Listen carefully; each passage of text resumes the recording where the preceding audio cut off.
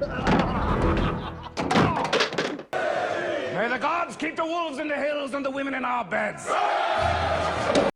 Hey! Is this heaven? No. It's Iowa.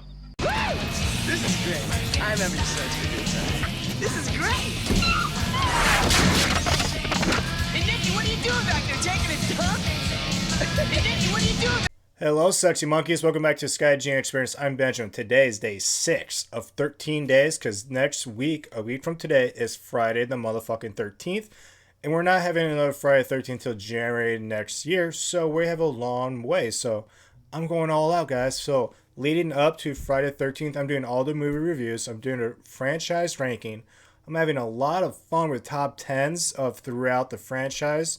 If you guys have any ideas, I have a bunch already. But if you guys think of any, throw in the comments. And if I have time, I'll sneak one in there. I'm talking about like hotties, people that I wish didn't die, eye candies, you know, the boys and girls, people that play Jason, like the actors, people I would smoke a joint with, people I would smoke a beer with. I'm ranking like the top cops, and then people I hated the most. But I'm having a lot of fun with it, and I hope you guys do also. But right now, this is part 6, movie review, Jason Lives. Me. I'm sorry about what happened to you and your folks years ago, but no one in Forest Green wants to be reminded of what that maniac did here. That's why we changed the name. People want to forget this was Crystal Lake, and they don't need some kid stirring up Jason shit again. This movie really gives me the vibe of like Halloween 4. So Halloween 4 followed Halloween 3 without Michael Myers, and they really learned like we need Michael. So in this case, they learned the lesson from part 5 where they're like, oh, we really need Jason. So they brought Jason back, and C.J. Graham plays Jason.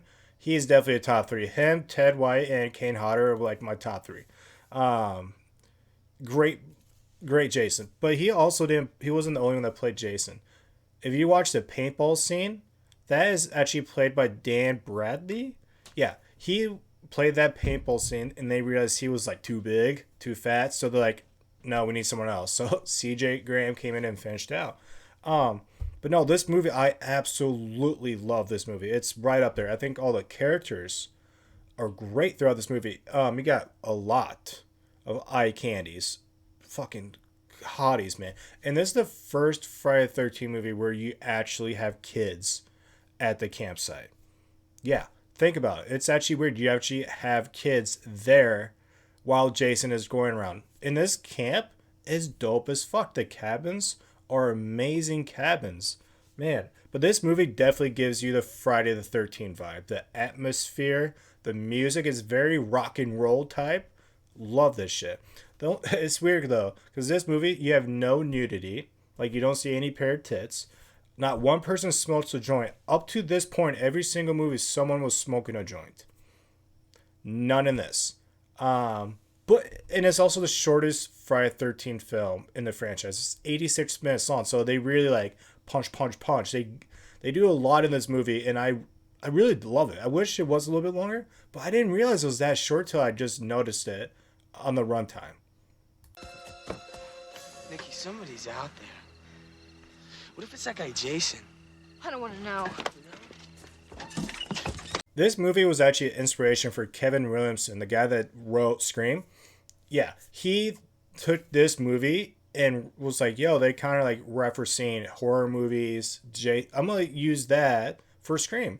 And even the director for this movie, he was approached to direct Scream, but he's like, no, I'll pass. And then Wes Craven came in and ended up doing it.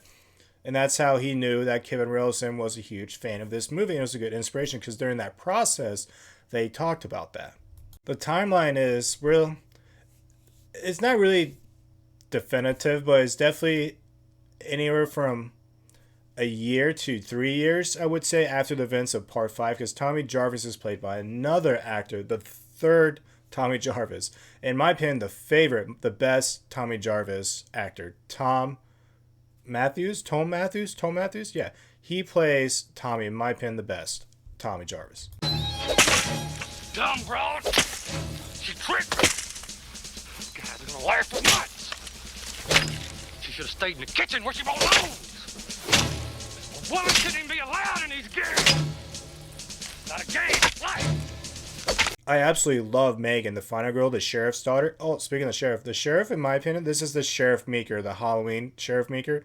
He is the best sheriff of all Friday. So in this movie, you have like the best sheriff, one of the best Jasons. The Jason looked great himself. The cabins, the location was fantastic. The music was that rock and roll.